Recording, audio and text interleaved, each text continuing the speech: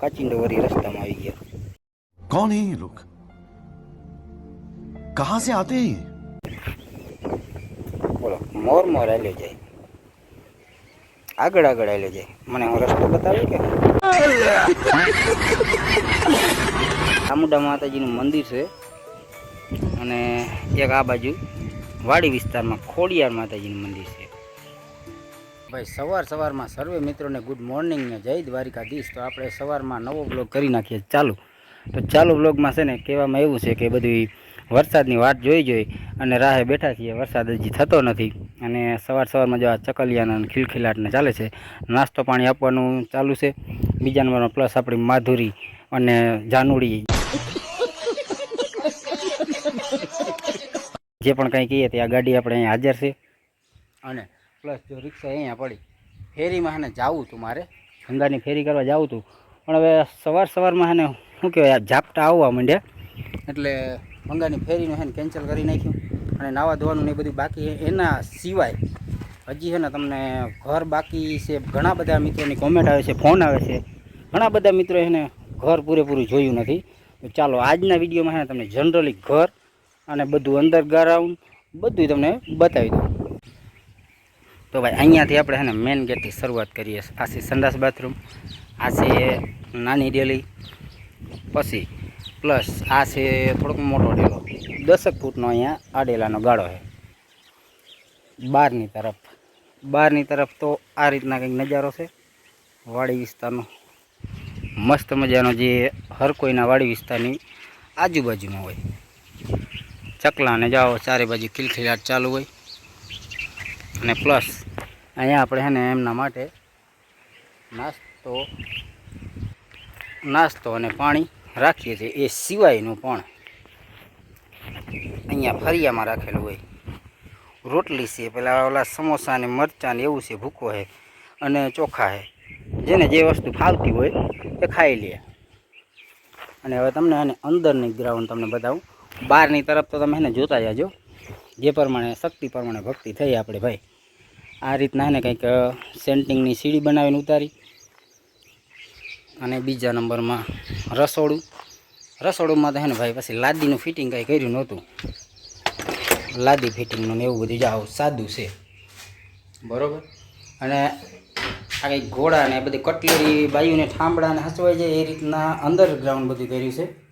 અને આ light fitting એ હજી બાકી છે, ખાલી લાઇટ ફિટિંગ કર્યું, પણ હવે લાઇટની સગવડ કરી અને પછી લાઇટનું શ્રી ગણેશ કરી નાખીએ। મીટરની અરજીની એ બધું પ્લસની વાત છે।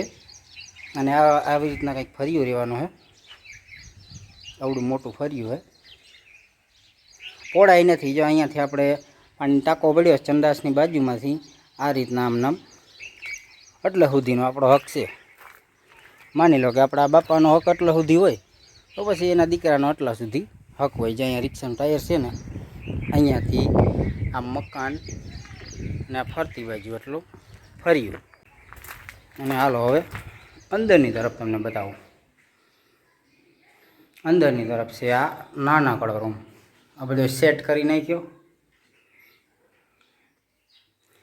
આ બાજુ, અને પાછળની બાજુ વાડી વિસ્તાર રહેવાનો છે।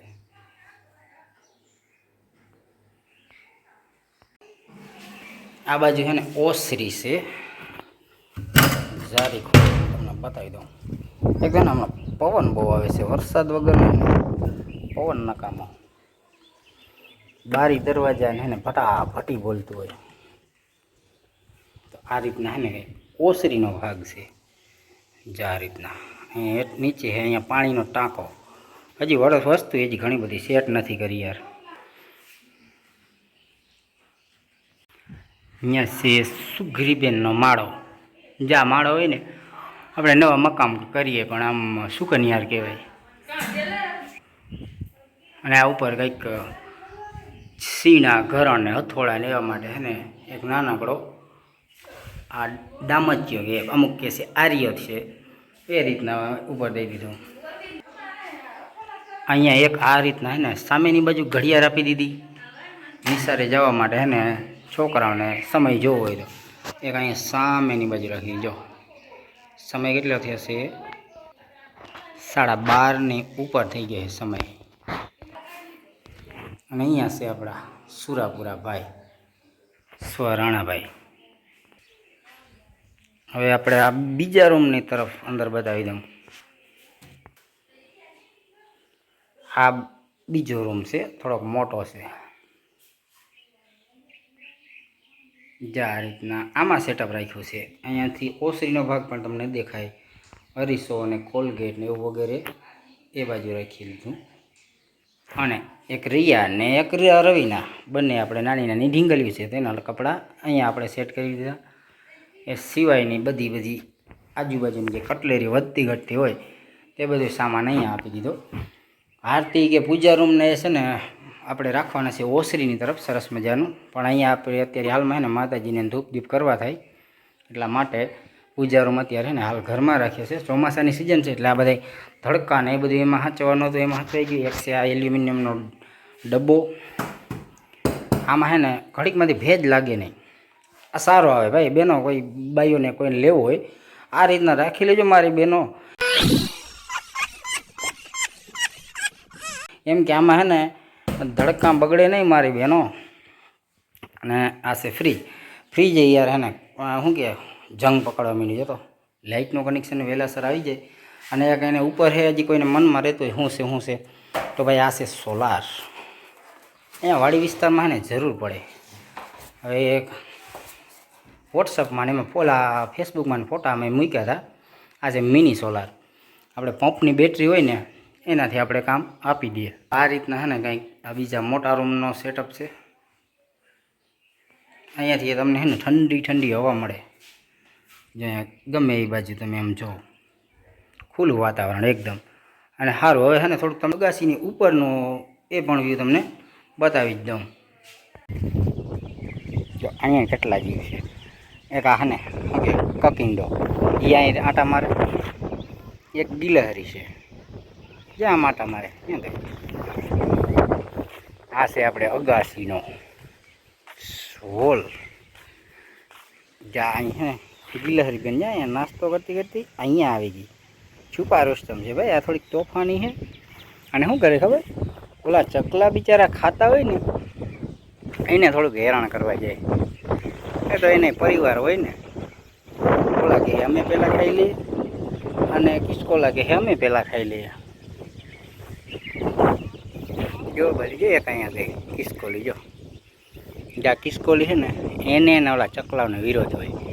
જ્યાં સુધી ઉપર પાયરીની ઉપર હશે ને ત્યાં સુધી ઓલા બિચારા ચકલાઓને એને બેસવા નહીં દે. ગામના ચારે બાજુ ચકલાની બોલે. જામ બાજુ બધી બાજુ છે ને ફરતી બાજુ ઝાડવા અહીંયા બેઠા હે. અહીંયા ચકલા અરે છે ને હજી સામેની બાજુ છે ને ત્યાં વધારે એની મજા આવે. શું છે કે એની ઉપરની બાજુમાં ખુલ્લું લાગે. ના બિલાડા આવે તો કોઈ હેરાન કરે. કોઈ માણસો આવે કોઈ મહેમાન કે કદાચ ડેલી ખખડાવે ને તેને છે ને ખાવાનું બગડે. એટલા માટે છે ને પ્લાનિંગ છે ને મારો એની ઉપર છે. તમારું શું કહેવાનું થાય એ જરાક કોમેન્ટ કરી નાખજો કઈ રીતના આપણે એને સરખી રીતે ખવડાવી શકીએ. અહીંયા માતાજીનું મંદિર પણ અમારી બાજુમાં છે. શ્રી ખોડિયાર માતાજીનું મંદિર બાજુમાં છે. અહીંયાથી બે મકામની વચ્ચેથી અહીંયા આપણી બસંતી પડી છે. એ અત્યારે આજ હાલમાં છે ને પોરો મળી ગયો. ઉનાળાની છે ને થોડીક ગરમી થતી હતી એટલા માટે ઢોલિયો અહીંયા રાખ્યો હતો. અને પાછા વરસાદ આવે છાંટા થોડા તાલપત્રી રાખીને ઢાંકી દીધી. આ રીતના તડકો આવે ને તોય ના બગડે. ઓલા ઉપર છે ને ગુણિયા રાખી દીધા. કોથરા કહીએ અમે તો. તમે તમારી ભાષામાં શું કહ્યું એ પણ જરા કોમેન્ટ કરજો. અમે તેને કોથરો કહીએ. કોથરો. जोर से बोल के लोगों को स्कीमें बता दे. આ બાજુ છે ને અમારાથી ઉગમણી દિશા ઉપર. અને હવે આ બાજુ જે દેખાય ને આ પ્લોટિંગ હતું. આ ખેતર જ હતું. એક બિનખેતી થઈ ગઈ છે. આ કૂવો એ પણ મોજૂદમાં છે. આ બિનખેતી થઈ અને પછી પ્લોટિંગ થઈ ગયું. એટલે આ પણ ગામની નજીક જ બધું એમને થોડોક જ સમયમાં બધું ભરી જશે. અહીંયા બાજુમાં ગામ આવી ગયું. જો એકદમ અને રોડ ટચની બાજુમાં. ખર્ચ ખર્ચામાં તો એને વાતું કરીએ ને એટલી થોડી. દરવાજા અને સંડાસ બાથરૂમના 5000માં જોડી પડી હતી. અને બીજા નંબરમાં એક હતો 4000નો દરવાજો, એક 7-8 હજારમાં થશે. અને જે મેઇન ગેટ હતો ઓસરીનો એ 9000માં થશે. તો ભાઈ એને કેટલો ખર્ચો આવ્યો. ખર્ચો તો ભાઈ એને ઘરધણી જે ખર્ચો બધો કરે ને એને જ ખબર હોય. તમારી મેળે જો કોઈને પણ આ રીતના ખર્ચો કરવો હોય, મેં તો જો શક્તિ પ્રમાણે ભક્તિ મારા પ્રમાણે પેઢિયાવાળા મકાન બનાવ્યા છે, બરાબર. અને ધાબો એટલે કે માની લો ને કે સેન્ટિંગ ભરી અને કદાચ આ રીતના અવડો મોટો ધાબો આપણે કમ્પ્લીટ કરીએ ને તો ભાઈ 2 પેટી જોઈએ. 2 પેટી મતલબ 2 લાખ રૂપિયા, સવા 2 લાખ રૂપિયા જોઈએ. મારા બજેટ પ્રમાણે પીઢિયા અને સામાન્ય ધાબોને આ રીતના કંઈક ફેશન જાડી મોટી આપી દીધી. અને એ તો ભાઈ જેની સગવડ પ્રમાણે રહે, બરાબર ને. પેલી કહેવત નથી કે સગવડ પ્રમાણે સોળ તાણવાની હોય. મેં એ પ્રમાણે મારી સોળ તાણી એ રીતના મેં પર્યા કરી નાખી. તો છે ને અહીંયા અગાસી ઉપર શું છે ખબર, પવન વધારે લઈ પીએ છે. પવન જો આમ તમે ઝાડવા ને બધે હે ને સારી બાજુ હે ને આમ ઝાડવા એટલે હે ને એટલા બધા હલે છે ને આમ કાંઈ વાત સંભળાવા નથી, કોઈ વાતચીત ના થાય. આપણે માની લો કે બ્લોગમાં પણ વાત ના થાય. તમે અત્યારે હાલમાં વિડીયો જોવો છો તો અવાજ હવે કઈ રીતના આવતો હોય મને ખુદને ખબર નથી. તમે એ પ્રમાણે તમે હે ને કોમેન્ટ કરી નાખજો. અને પછી આપણે હે ને માઇક ગોતશું ક્યાંક હે ને પડ્યું છે અંદર. આપણે પહેલાં બ્લોગમાં બનાવતા વ્યવસ્થિત રીતે, પણ હવે હે ને મજા આવે ને જો વાવણી બાવણી થઈ જાય ને પછી આપણે હે ને માઇક લઈને પણ મેદાનમાં ઉતરશું. દરવાજાની ને એ બધી માહિતી હતી. અને બીજા નંબરમાં 500 ફૂટ જેટલો કડિયાનો માપ આવ્યો હતો. લાદી જે પેલી છે ને તે મીડિયમ છે, બહુ હેવી નથી. એમાં પ્રીમિયમ લાદી આવે. અને અમારે એમાં પ્રીમિયમ છે પણ સિંગલ પોલિશ છે અમુક. અને અમુક એમાં વીઆઈપી માણસો હોય તો હારેરી લાદી નાખે, ડબલ પ્રીમિયમ અને ડબલ પાલિશ. મારે સિંગલ પાલિશ ને સિંગલ છે તો એ લગભગ 17-18 હજાર રૂપિયા જેવીમાં માલ આવ્યો હતો. અને એ સિવાયનો હાથી સિમેન્ટ ઉપયોગ કર્યો હતો તો લગભગ 17,001 અને 17,000 બીજા એ બધો ખર્ચો રેતીનો, માસણનો અને ત્રીજા નંબરમાં પ્લસ મજૂરી પણ અલગ. એટલે લગભગ એમ માનો ને કે 50ની અંદર ગાળે. એટલે એટલામાં એ બધું હેઠેનો જે લાદીનો ને એ કામકાજ હતું એ પૂરું થયું. અને બીજા નંબરમાં સંડાસ ને બાથરૂમ એ પણ અત્યારે એને ભાઈ સામાન્ય જ મેં કર્યા છે. અમુક તો હે ને બધામાં એમાં લાદી ને એ બધું સાઈડોમાં ને બધામાં નાખે. મેં તો એને મારા પૂરતું કરી લીધું. ખાલી જો એટલામાં જ અંડરગ્રાઉન્ડ જ ખાલી લાદી નાખી તો એને 40-45 હજાર રૂપિયા જેવો એમાં ખર્ચ લાગી ગયો. અને બારી દરવાજાનો એ પણ લગભગ કદાચ ખરેખર એને આ બધા ડેલા અને ઝીણા મોટા બધું આપણે કરીએ ને સંડાસ બાથરૂમના ને એ બધા મેં હિસાબ કરી લીધો. તો એ બધી એમ માનો ને કે 25,000 જેવો એ બધો ખર્ચો થયો. એ સિવાયના લોખંડના જે પેલી નાની ડેલી છે, નાની ડેલી 4,000 એ અલગ, ઓલો 7-8 હજાર અને 9,000 પ્લસ ઓસરીનો. એટલે એમ માનો ને કે 50,000-60,000 જેવો મિનિમમ બધો એ પણ ખર્ચો આવી જાય. સારું, હવે મિત્રો આપણે સબસ્ક્રાઈબર મિત્રો અને બધા પરિવારના મિત્રો તો આપણે હવે આ વિડીયોને અહીંયા પૂરો કરીએ. ફરી મળીએ કંઈક નવા વ્લોગમાં, નવા અંદાજમાં, કોમેડી અને કંઈક નવા અંદાજમાં. તો ચાલો આપણે ફરી પાછા મળીશું નેક્સ્ટ વિડીયોમાં. તો આપણે આ વિડીયો અહીંયા પૂરો કરી નાખીએ.